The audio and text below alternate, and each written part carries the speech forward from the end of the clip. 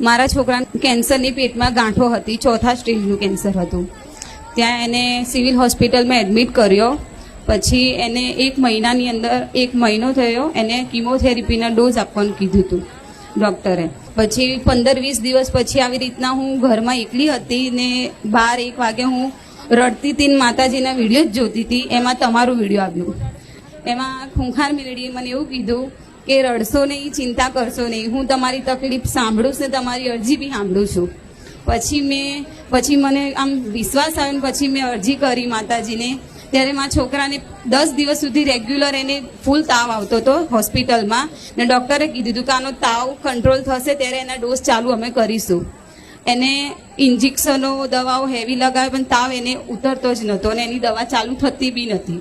પછી મેં કીધું કે માં મને એક અનુભવ કરાવી દેજો માં, કે મારા છોકરાને સવાર ઉગતા ઉગતા એનો તાવ ખાલી એનો મટાડી દેજો તો માં હું આમ મને ખુશ કરી દેજો માં, મારા છોકરાને સારું થયું. પછી એને બીજા જ દિવસે એનો તાવ એનો ગાયબ થઈ ગયો. 9 મહિના જેવા માના પેટમાં રહે છે ત્યાં 9 મહિના દવાખાને રહીને આવ્યો છે મારો છોકરો ને એને નવું જીવન મળ્યું છે ને અત્યારે બધા જ રિપોર્ટ એના સારા આવી ગયા છે. 3 વર્ષનો બાબો થયો. અને સપનામાં આવ્યા હતા મને 2 વાર તમે આવ્યા માતાજી. પહેલા કીધું તું મને આવી રીતના 5 રવિવાર ભર્યા પછી આવતા જતા હું રહેતી હતી જ અહીંયા, હર રવિવારે હું આવતી હતી. તો સપનામાં મને એવું કીધું હતું કે તમારો જોર જોરથી હસવાનો અવાજ આવતો હતો સપનામાં, જેવા તમે અત્યારે પ્રવચનમાં હસો છો ને એવો જ અવાજ આવ્યો હતો.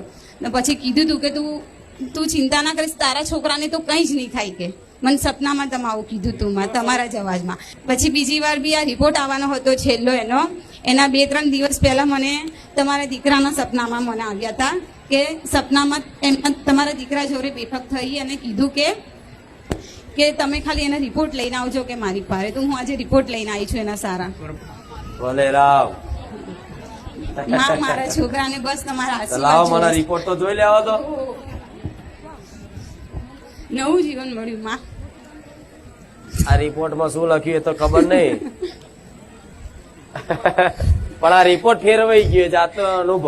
હા આ શું ખોટું? સાચું માં સાચું. કેટલી ગાંઠો કીધી હતી ડોક્ટરે? ઘણી બધી ગાંઠો હતી ડોક્ટર, 4થા સ્ટેજનું એટલે ઘણી બધી ગાંઠો હતી. બસ 4થા સ્ટેજનું કેન્સર એટલે છેલ્લી અવસ્થા, કે એનો ઈલાજ અસંભવ લાગે, રિસ્ક ઉપર, જોખમ ઉપર. તમે આવી શ્રદ્ધા અને વિશ્વાસ મારા પ્રત્યે, મારા ધામ પ્રત્યે રાખો છો અને ખૂબ હરખ રાખ્યો. એ હરખનું પ્રમાણ મળ્યું. પણ એવા આશીર્વાદ આલું છું કે હવે તમારા દીકરાને ક્યારેય કોઈ તકલીફ ના થાય. બસ માં તમારા એ જ આશીર્વાદ જોઈએ છે.